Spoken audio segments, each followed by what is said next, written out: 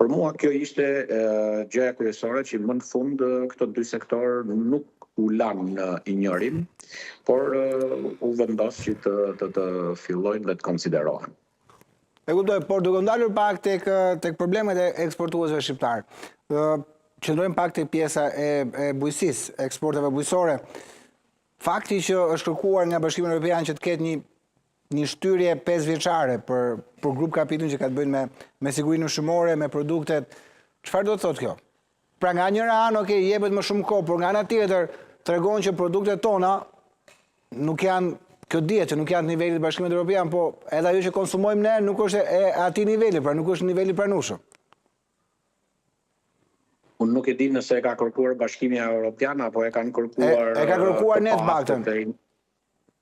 Mundet që ta kenë kërkuar të paftët e agjensive tona të sigurisë ushqimore.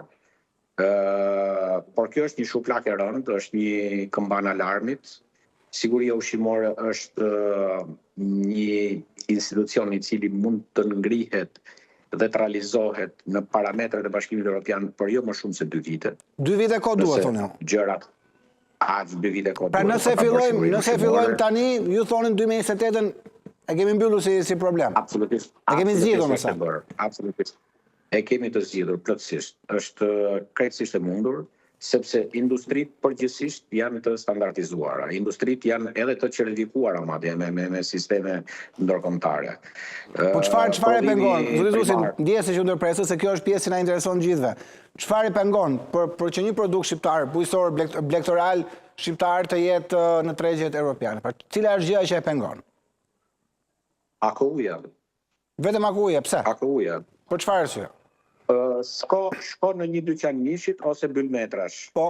Në qoftë se ti do të gjesh mish pa etiket, ku nuk shkruhet pra nga cila fertore ka ardhur apo nga cila ferm ka ardhur ky mish, automatikisht ti nuk ke siguri ushqimore. Atëherë si do futesh, si do integrohesh? Kur ti në të gjitha dyqanet e mishit sot nuk ke etiket. Në gjitha dyqanet e bylmetrave shkruan atje bylmet djath jugut apo gjiz jugut, por aty nuk ka etiket se cila bagje ka prodhuar, nga cila fermë është marrë çumshi. E gjëra të kësaj natyre. Ti merr një shishe ujë dhe do të shohësh atje që ky ujë është prodhuar nga filan kompani dhe nga burimi X.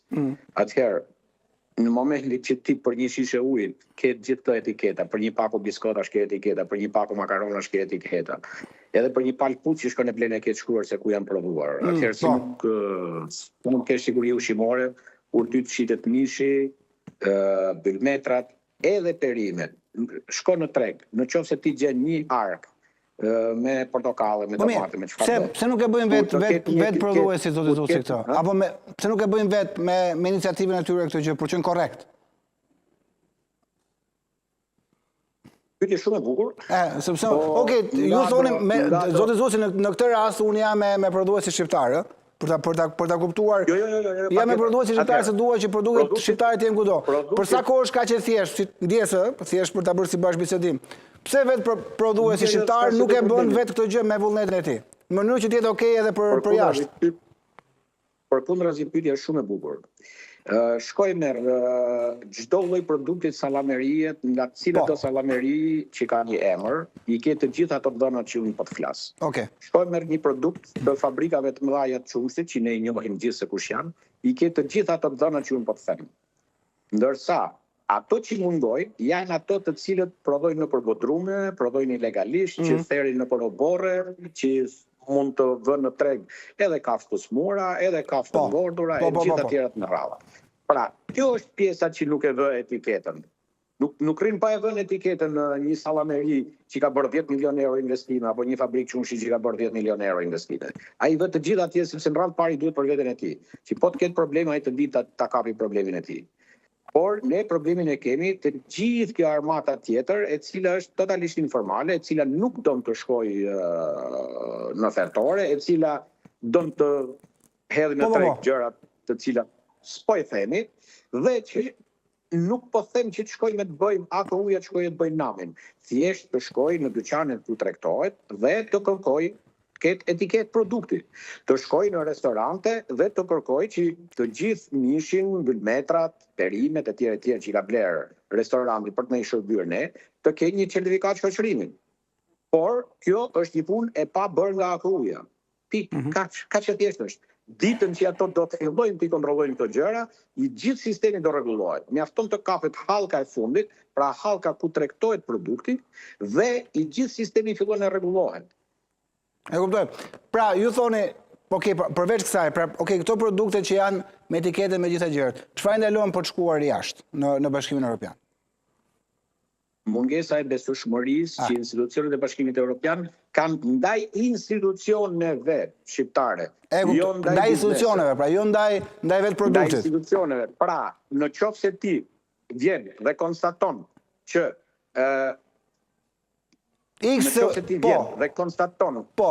që institucioni jot i sigurisë ushqimore pranon që të ketë në treg produkte pa etiket, ky institucion është i pabesueshëm. Nuk kemi se çfarë flasim më me këtë institucion. E ka mbyll kapitullin Inspektoriati i Bashkimit Evropian në momentin që ai konstaton që në treg mund të shitet mish që nuk është therr në thertore. Në momentin që ai konstaton që në treg mund të shiten produkte byllmetra, të cilat nuk dihet se nga cila baxho kanë ardhur dhe ku janë prodhuar. Çfarë do kontrollojmë më tej? Kur ky produkt ti shkon në treg, e merr produktin dhe ti nuk din se çfarë numër loti ka. Si do shkosh ta gjurmosh? Kush janë vendet e para që ti ke përdorur për këtë?